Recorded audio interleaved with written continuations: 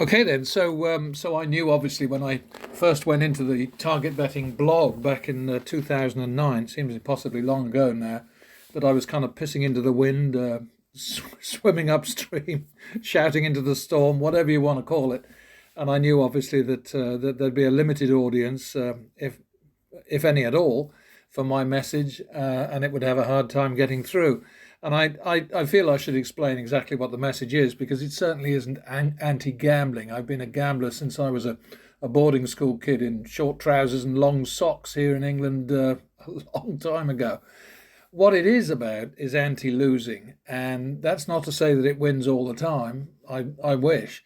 But I'm simply saying that losing streaks have a value, because what they do as they roll along, eventually coming to an end, is that they push up bets, and therefore they, in the long run, increase end of series profits.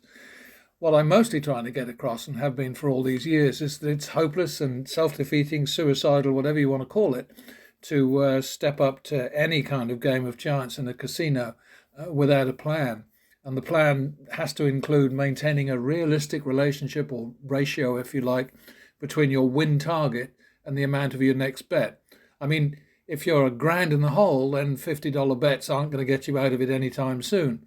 Ideally, what you need to do is to make sure that the value of your next bet never falls below 20% of your total loss to date, which is another way of expressing your win target. It's just common sense, really. It's logic. It's arithmetic.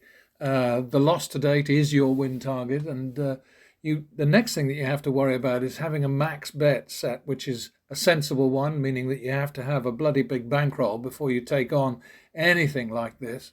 You have to set that max bet as high as you possibly can, because once you reach it, if you hit a really bad run against you, then you're into flat betting, and believe me, mathematically that just never goes well. I mean, barring divine intervention or blind luck or whatever. Table limits. Table limits don't matter as long as you can back away from a red wall if you've hit one, and just take your money and your confidence and your bankroll, or what's left of it, to somewhere else with a higher bet limit, a higher rent area, and just carry on until you make the until you reach recovery and the end of the series, and it will come. It's just absolutely inevitable. Um, the the truth of the matter is that you must have a plan. You can't be greedy. You can't be wishy washy. You can't go back and forth, up and down, all the rest of it. You've got to be disciplined. You've got to just keep your head down and work hard to make your money.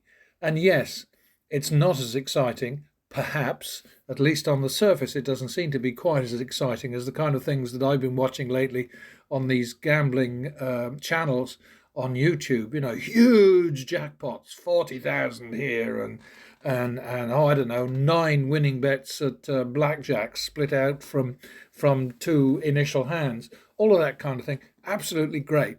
But it's not the way the game works long term. You're just not going to see that.